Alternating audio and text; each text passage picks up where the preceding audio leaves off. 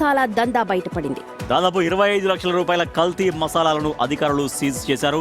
శ్రీనివాస నగర్ కాలనీలోని సాయి తిరుమల ఎంటర్ప్రైజెస్లో కల్తీ పసుపు, కల్తీ కారం, కల్తీ ధనియాల పొడి, గరం మసాలాలను రెడీ చేస్తున్నట్లు అధికారులు గుర్తించారు. కారపొడిలో ఏకంగా 30% రంపపు పొట్టును మిక్స్ చేసినట్టుగా ఇన్వెస్టిగేషన్ లో తేలింది. అంతేకాకుండా పాపులర్ బ్రాండ్ల పేరుతో డూప్లికేట్ లేబుల్స్ ప్యాకింగ్ చేస్తున్నట్లు గుర్తించారు. ఈ రైడ్ లో 2300 కిలోల పసుపు, 3350 కిలోల కారం, 5140 కిలోల ధనియాల పొడి, 100 కిలోల గరం మసాలాలను స్వాధీనం చేసుకున్నారు. ఈ కల్తీ రాకెట్ తో సంబంధం ఉన్న ఇద్దరిని అరెస్ట్ చేశారు. కల్తీ ఫుడ్ ఐటమ్స్ విషయంలో ప్రజలు అప్రమత్తంగా ఉండాలని అధికారులు హెచ్చరించారు.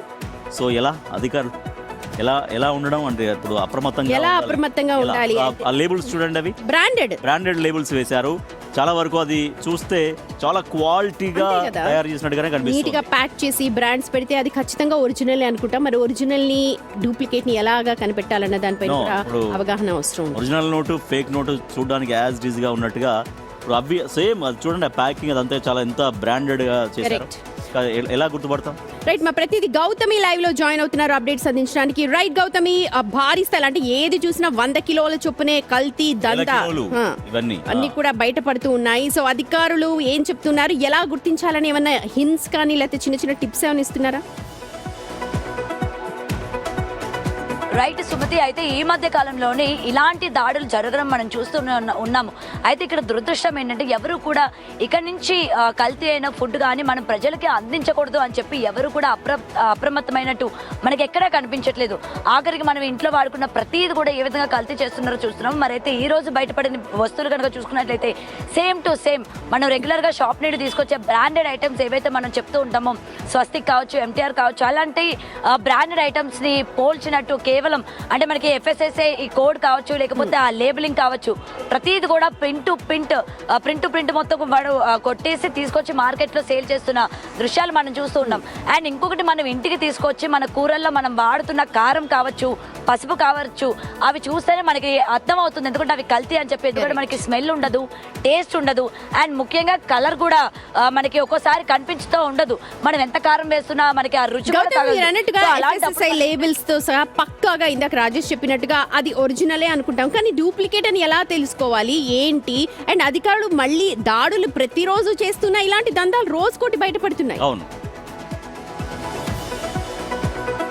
రైట్ సుమతి, మీరు అన్నట్టు నిజమే. బట్ దీన్ని మనం ఎలా కనుక్కోవాలి ఏంటి అన్నది కూడా పోలీసులు దీనికి సంబంధించి కూడా మనకి చెప్తూ ఉన్నారు. ఈ FSSAI ఏదైతే ఉందో ఈ లేబులింగ్ కావచ్చు, లేకపోతే మనకి date of manufacturing and date of expiring ఇవన్నీ కూడా మనం చూసుకోవాలి. అండ్ అది మనకి ఎక్కడ మ్యానుఫ్యాక్చర్ అయింది, లేకపోతే ఏ డేట్లో మ్యానుఫ్యాక్చర్ అయింది, దాని యొక్క ప్లేస్ ఎక్కడ ఉంది.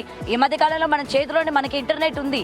సో నిజంగానే దానికి సంబంధించిన కంపెనీ ఉందా లేదా, నిజంగానే దీని డేట్ ఆఫ్ లేబులింగ్ అది కరెక్టా కాదా, ఈ కంపెనీ మనకి నిజంగానే FSSAI ముద్రించిందేనా అంటే ఎప్పటి నుంచి దందా జరుగుతుంది? ఇప్పుడు ఆల్రెడీ ఇప్పుడు అసలు ఇది కొత్త విషయమే కాదు. ఎక్కడ చూసినా కూడా మార్కెట్ లో కల్తీ. ఇటీవల నిన్న మొన్న నెయ్యి. సో అంటే ఎప్పటి నుంచి దందా జరుగుతుంది? అక్కడ సమాచారం ఎప్పుడు వచ్చింది? ఎప్పుడు కన్ఫర్మ్ చేసుకుని వెళ్ళారు వాళ్ళు అక్కడికి అధికారులు? రైట్ రాజేష్, అయితే ముఖ్యంగా ఈ దందాలు అన్నవి మనం ఇప్పటి నుండి స్టార్ట్ అయింది అని చెప్పలేము. ఎందుకంటే ఎప్పటి నుండో ఇవి జరుగుతూ ఉన్నాయి, మార్కెట్లో కూడా వస్తున్నాయి. కానీ ఇప్పుడు ఫుడ్ సేఫ్టీ అధికారులు అందరూ కూడా ఒక్కసారిగా అలర్ట్ అయ్యి ఇలాంటి మోసాలు జరుగుతున్నాయి అన్నసరికి మనకి ఒకదాని తర్వాత ఒకటి అన్ని కూడా బయటపడుతున్న పరిస్థితి కనిపిస్తోంది. మరైతే బయటపడుతున్న కొద్దీ కూడా ఇంకా వీళ్ళు చేసే వాళ్ళు మన వరకు రాలేదు కదా, మన వరకు వచ్చిన తర్వాత మనం చూసుకుందాంలే అన్నట్టు నిర్లక్ష్యం వహించడం వల్లనే ఇంకా ఇలాంటివి జరుగుతూ ఉన్నాయి. Rajesh, right, thank you Gautami. కారంలో రంపపు పుట్టు, రంగు, రుచి, చిక్కదనం అది చూసి మోసపోవద్దు. ఎందుకంటే అవి ఏవి కూడా ఉండవు. మనం అనుకుంటుంటాం కదా, ఎందుకు మా అమ్మ చేస్తే మా అమ్మమ్మ చేస్తే చాలా టేస్టీగా ఉండేది, ఇప్పుడు ఎందుకు ఇలా ఉంది అని చెప్పి చాలా సార్లు అనుకుంటుంటాం. అవును, అంటే అప్పుడు పాత రోజుల్లో ఏంటంటే ప్రతి ఒక్కటి ఇంట్లోనే తయారు చేసుకునే వాళ్ళు. తయారు చెప్పిన ఒరిజినల్ గా ఉండేవి, బయట దొరికిన కారమైన పసుపైన అంతా ఊళ్ళల్లో పట్టించుకునే వాళ్ళం మిల్ దగ్గరికి వెళ్ళి. సో ఇప్పుడు ఏంటంటే మొత్తం ప్యాకెట్స్ ఉన్నాయి కాబట్టి సరే ఆ బ్రాండెడ్స్ అవన్నీ మనకు కనిపిస్తుంటాయి. ఇప్పుడు ఆ ప్యాకెట్స్ కూడా చూడండి ఎంత ఆకర్షణీయంగా ఉన్నాయి, ఎంత ఆకర్షణీయంగా క్వాలిటీగా అనిపించే విధంగా అంత ఆకర్షణీయంగా అసలుదే నకిలీ అనుకుంటాం వీటిని చూస్తే, అంత బాగా ప్యాక్ చేసి రియల్ గా ఏంటి పెట్టారు. సొల్యూషన్ అండి, మీరేం చెప్తారు?